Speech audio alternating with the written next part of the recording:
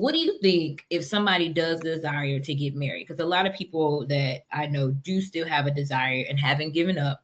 They do desire getting married. What are some things that you recommend that that person should do before they get married?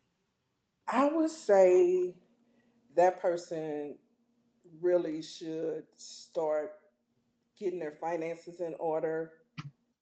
They should get their finances in order as well as their relationship with God.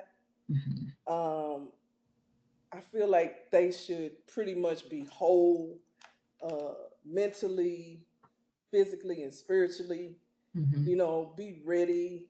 Ask God in prayer to get you ready to be somebody's spouse. Right. If you don't know how to cook, then you need to be trying to figure out, like, when I get married, how am I going to, fix meals for my husband? Hmm. Now, mind you, everybody doesn't know how to cook, but Right. that's something that you can learn. Hmm. So you should be going around granny or, aunties or somebody that cook, or, I mean, the way it is right now, it's so easy to just go on the internet and find a recipe and cook it and tweak it and figure out how to cook. And cooking is something that I enjoy. So, yeah, that's what they should do. They should always be praying, because we know that the Bible says when a man findeth a wife, he Right. finds good things. So women, don't be out here looking for nobody. Let the Lord send you your mate, because you might wind up with somebody that you're not supposed to be with. Well, I mean, and that's for real. I'm gonna just look over there like you was. Well,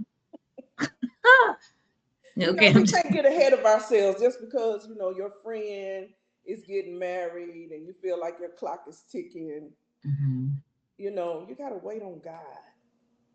Got to wait on God. Very good. So some of the things that I just want to recap to make sure I have it is like really one of the big things you said a few times is praying and Yes, waiting and yes. getting your finances together. And I like that you said finance together because it's not just the men, it's also the women too. Hey, Both yep. have your finances together, know how to manage because when you do get in a household together, sometimes you may get with somebody who doesn't know how to manage money, and we do know that that is a huge area of where people do get a divorce.